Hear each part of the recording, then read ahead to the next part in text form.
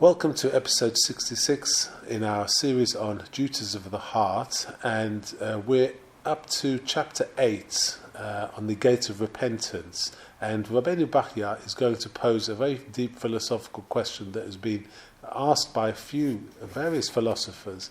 This question is the repentant person, a person who sinned and then repented, equal to that of a righteous person who didn't sin? And if I remember correctly, Rambam in his Mishnah Torah, Hilchot Teshuvah, dealt with this in one of his chapters, maybe chapter 6, if I recall. But let's see Rabbi Bachya's slant on this, or his appraisal of this, and he's going to give the different variations. But let's begin. He starts: Is a penitent the equal of a righteous person who has not sinned? I would say that one kind of penitence is his equal. A second kind is superior to him, whilst in respect to a third kind of penitence, despite his repentance, the righteous man is superior. So let's take these various different variations. Firstly, equal to the righteous person who never sinned. The explanation of the first case is as follows. Let us say that a person's sin was his failure to fulfill a positive mitzvah that does not carry with it the penalty of kores. It means to be cut off. For example, tzitzit, the wearing of tzitzit, the use of the lulav, the building of a sukkah and dwelling in a sukkah, and the like. When one who has been deficient in these precepts repents of this in his heart and with his tongue, endeavours to fulfill them, and does not repeat his failure in them, the Creator then forgives him, and he is equal to a righteous person who has never been deficient in them. Of such a penitent it was said, and he quotes here from Yoma 86 Amud Aleph, one who repents of his sin is like one who had never sinned. And our masters of blessed memory said, if one violates a positive precept which does not carry with it the penalty of kores, then he repents. Before he can move from his place, he is forgiven.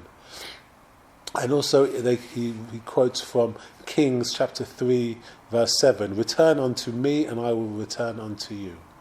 So let's look at the second variation, superior to the righteous person. When is a penitent superior to the righteous person? The explanation of the second case, where the penitent is superior to the righteous, is as follows. Let us say that a person violated one of the minor negative precepts, which does not carry with it the penalty of kores. He then repents of this fully, meeting all the requirements of repentance. He places his sin squarely before himself and confronts it, is forever asking forgiveness for it, and is mortified out of shame before the Creator. Fear of punishment penetrates his heart. He is broken in spirit, always humble and lowly before God. His sin thus becomes a cause in his humility and a precipitating force behind his efforts to discharge his duties towards the Creator. He does not in the least become prideful concerning his good acts. They do not seem great to him, and he does not glory in them. For the rest of his days he guards himself against stumbling. This is the sinner who surpasses the righteous person who has never committed such a sin or anything like it. For one cannot be sure that the righteous person will not become arrogant and haughty and proud of his achievement. As the saying goes, there can be a sin more helpful to the penitent than all the upright deeds of the righteous, and there can be an upright deed more harmful to the righteous than all the sins of the penitent. For example, if, as a result of an upright deed, he empties his heart of humility and becomes addicted to pride, pretension, and love of praise. A righteous man once said to his disciples, if you had no sins, I would fear for you on account of something worse than sin. And what could be worse than sin, they asked. Pride and pretension, he replied. It was of this second kind of penitent that our masters of blessed memory said, and he quotes in Brachot 34b, where penitents stand, perfectly righteous individuals cannot stand. So this is very interesting. Someone who has not sinned may become a little bit haughty of his condition and his achievement. It is an achievement, but it's downgraded when you become arrogant with the possession of such an achievement. And that should be a pious person, a righteous person should be on guard, not to downgrade his achievements of not committing sin by becoming arrogant or pretentious regarding it. Let's look at another variation where the righteous is superior to the penitent person. In the third instance, the penitent had committed major offences, violating negative precepts for which one is liable to the death penalty, administered by man, or kares, exacted by heaven.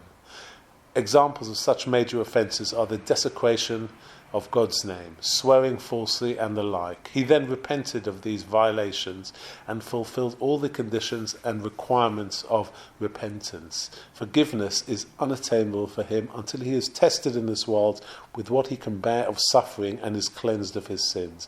Of such a penitent, our masters of blessed memory said, and he quotes from Yoma 86 Amud Aleph, if one violates a negative precept, which carries with it the penalty of premature death or execution by judicial sentence, and then he repents, suffering cleanses and death atones. As it says, I will punish by the rod their transgression, by plagues their sins. This is from Tehillim 89 verse 33. The sin will not be forgiven until you die. That's all from Yeshayahu 22:14.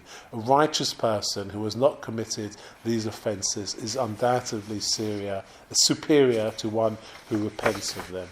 So, what Rabbi Bachya is saying, that this the penitent one, or the one who committed sin, there were major offences, and even if he fulfilled all the elements and essential elements and requirements of repentance, there were such serious sins that he has to do.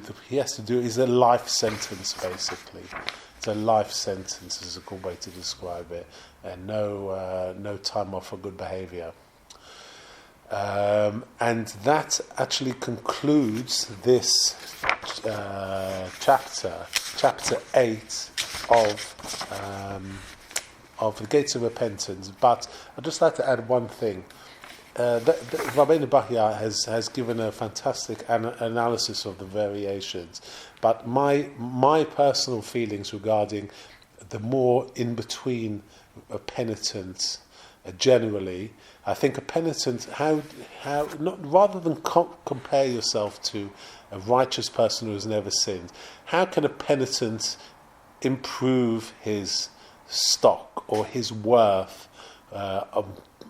even in the face of committing transgressions?